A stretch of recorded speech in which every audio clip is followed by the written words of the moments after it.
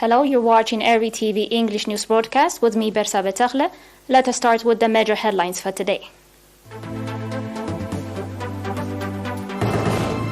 24 patients diagnosed positive for COVID-19 and tested carried out today. Activity assessment meeting conducted in Ansaba region. China and Russia cooperation has witnessed rapid growth and fruitful results in various areas. Japan develops world's first dual-mode bus and rail vehicle.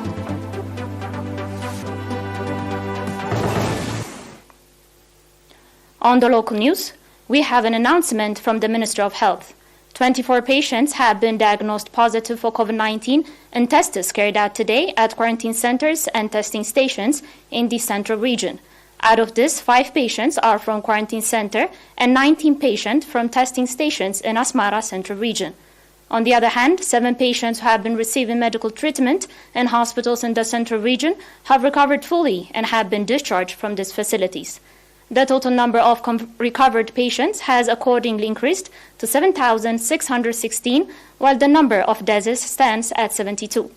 The total number of confirmed cases in the country to date has increased to 7,853. Ministry of Health, Asmara, December 24, 2021. At the activity assessment meeting conducted in Ansaba region, from 20 to 23 December, call was made for integrated effort for the successful implementation of charted out development programs. Speaking at the meeting, the governor of the Ansaba region, Ambassador Abdullah Musa, called for preserving the already registered achievements and strengthen all-round participation in the implementation of the programs for 2022. According to the report presented at the meeting, praiseworthy effort has been exerted to ensure transportation service across the region, including renovation of roads connecting Keren city with the subzones in the region. Furthermore, the report indicated that commendable agricultural activities have been conducted with a view to ensure food security and stabilize markets. Regarding water and soil conservation, over 56,000 hectares of terraces have been constructed. About 5,000 kilometers of terraces renovated, 260,000 water diversion schemes constructed, 6 micro drums are under construction, and a number of potable water projects put in place. The participants conducted extensive discussion on the report presented and adopted various recommendations.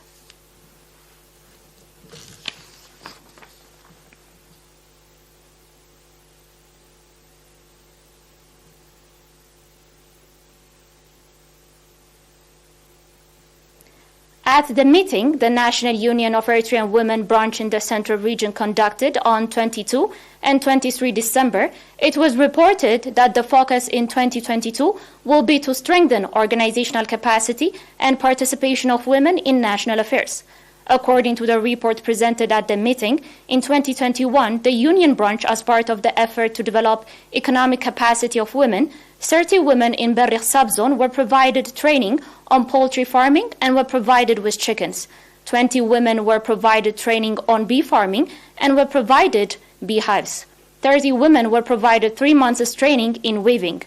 Regarding health service provision, commendable achievement has been registered in encouraging pregnant women deliver in health facilities. 320 bags of blood has been donated in connection with 8 March International Women's Day. Speaking at the event, the head of the Union branch, Ms. Alan Belai, said that developing productivity of women at workplace, avoiding harmful practices that are negatively affecting the development of women, organizing training programs with a view to develop capacity of women, as well as developing organizational capacity are among the programs for 2022.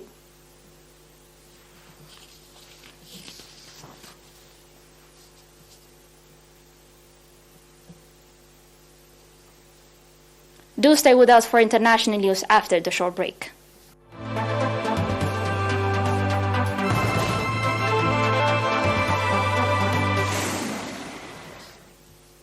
Welcome back. China and Russia cooperation has witnessed rapid growth and fruitful results in various areas in recent years, said Russian President Vladimir Putin during his annual press conference held yesterday in Moscow. China and Russia have deepened cooperation in various fields despite the influence of the COVID-19 pandemic. According to the Russian President Vladimir Putin, the bilateral trade volume between Russia and China has exceeded $100 billion, which has surpassed the pre-pandemic level. The president also added that China is Russia's largest trading partner and that the two countries have continued cooperation in many fields such as nuclear energy, high-tech, and aerospace. Putin also noted that China-Russia cooperation has not only brought benefits to the Chinese and Russian people, but has become a stabilizing factor in international relations as well.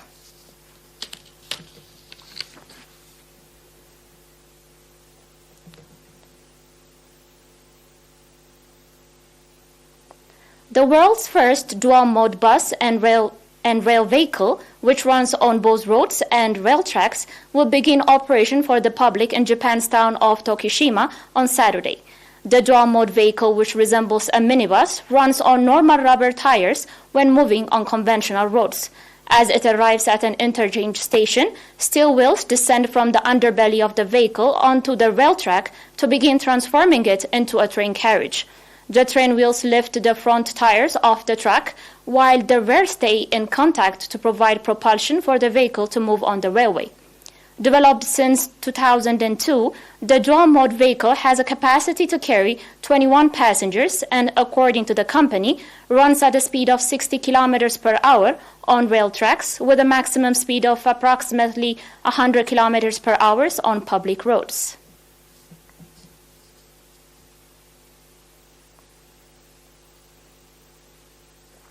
And now a reminder of today's major headlines.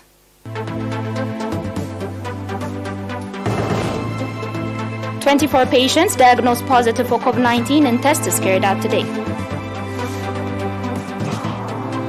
Activity assessment meeting conducted in Ansaba region.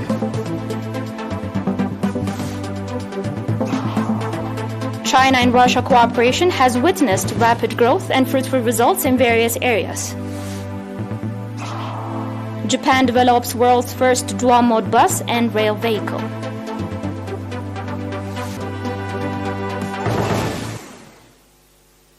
That was all for today. Thanks for watching.